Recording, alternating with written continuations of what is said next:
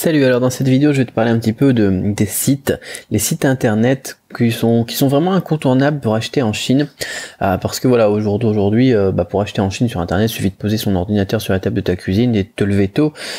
Tu te lèves tôt, pourquoi? Parce qu'il y a un décalage horaire assez important entre la Chine et la France, entre 6h et 7h en fonction d'heure d'été et heure d'hiver. Du coup voilà, il faut être levé assez tôt et travailler le matin particulièrement pour être bien sur des horaires un petit peu plus proches de ceux des Chinois.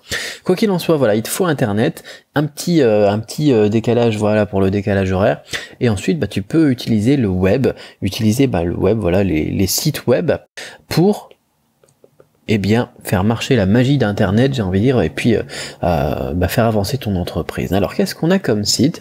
Je voudrais être sûr que tu les connais tous. Alors bien évidemment, je vais pas t'embêter trop avec Alibaba.com, mais si tu connais rien et que tu regardes cette vidéo parce que tu es en train de te former à l'import-export, Alibaba.com c'est vraiment l'incontournable, c'est l'inévitable, c'est le roi de l'achat en Chine via internet. C'est le site sur lequel tu as tous les fournisseurs qui sont recensés, où tu vas pouvoir faire tes briefs, partager un petit peu tes cahiers des charges, etc., tes photos d'échantillons, etc., et puis rechercher des fournisseurs pour faire produire les produits que tu veux importer. Ok, si tu veux faire de la production, mais tu peux aussi prendre des produits existants, faire du branding, des choses comme ça sur Alibaba.com.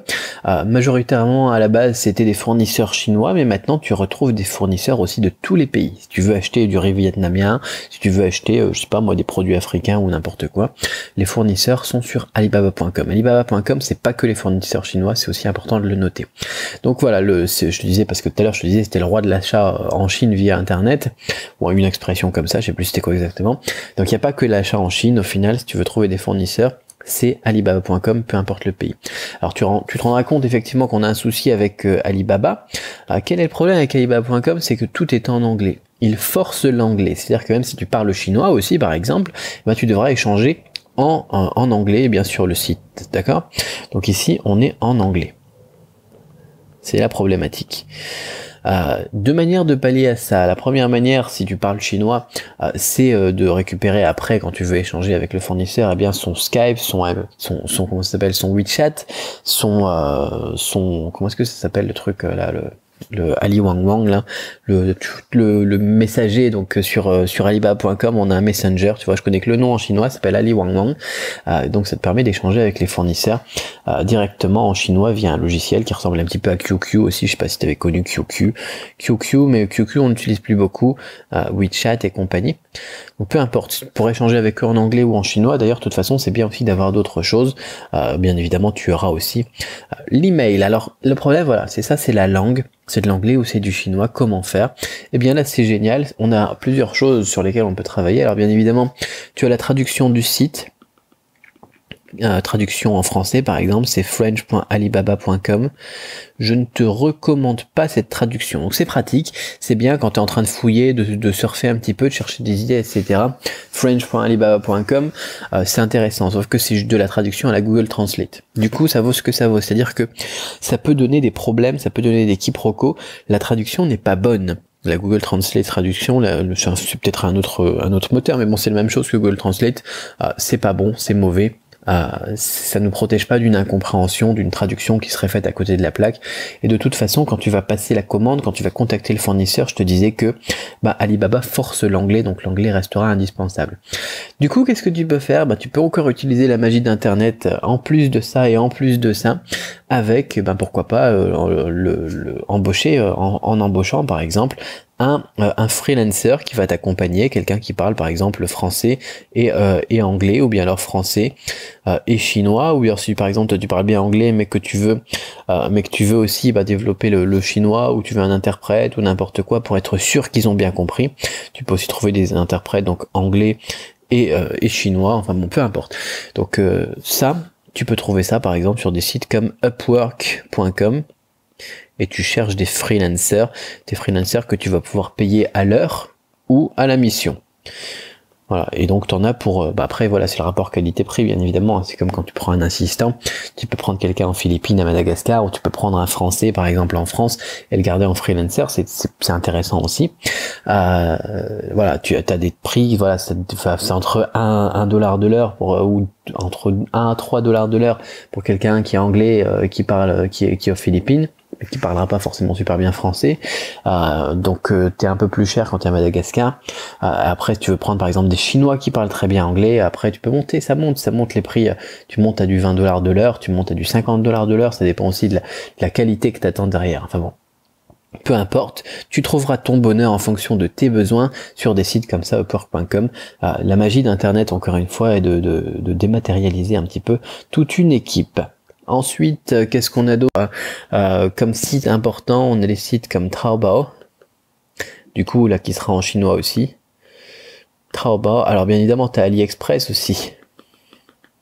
AliExpress qui peut te donner des idées, là le site est en anglais, l'anglais est pas trop mal, qui peut te donner des idées pour des tendances, pour des échantillons, etc. Mais c'est encore mieux sur Taobao, parce que c'est vraiment le site leader de la vente au détail sur le marché intérieur.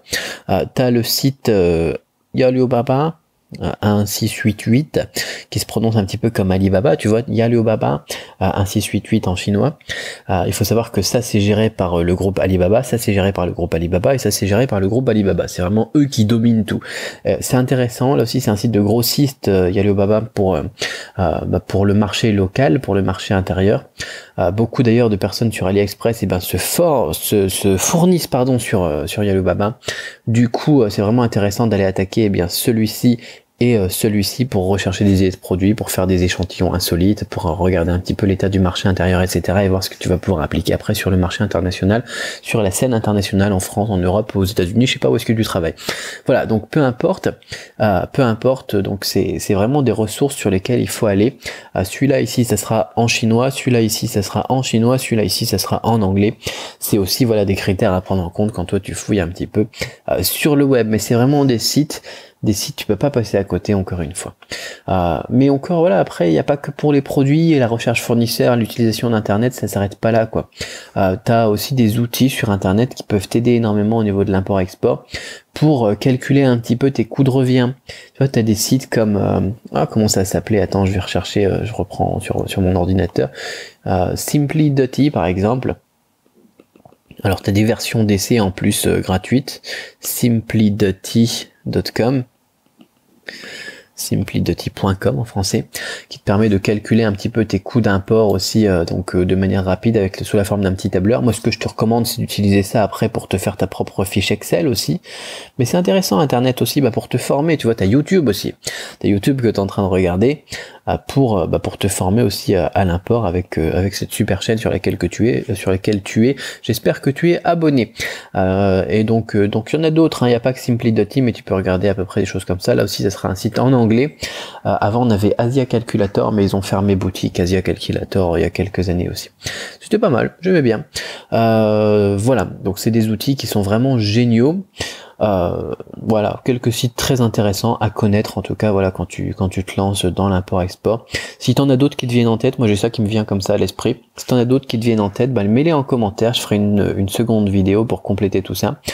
Sinon, voilà, j'espère que ça t'aide d'avoir ces quelques ressources en plus pour être bien clair dans ton projet d'import-export. Si tu fais aussi du e-commerce, tu veux faire de la revente au détail, etc. C'est plus les sites de ce troisième slide ici qui vont t'intéresser par rapport à Alibaba.com, mais Alibaba.com ça t'intéressera plus tard quand tu voudras faire du stock. Donc ouais, c'est pas mal comme liste, c'est pas mal, mais si j'ai raté quelque chose qui te paraît essentiel, n'hésite pas à me le dire dans les commentaires de cette vidéo. Et voilà, donc à part cette petite réflexion, je t'invite à continuer un petit peu la discussion via le lien qui est dans la description de cette vidéo. On va parler d'énormément de choses qui sont complémentaires à tout ça pour booster un petit peu tes connaissances dans l'import-export. Je t'invite tout simplement à regarder le lien dans la description et je te dis voilà, à très vite pour une autre vidéo. Bye bye.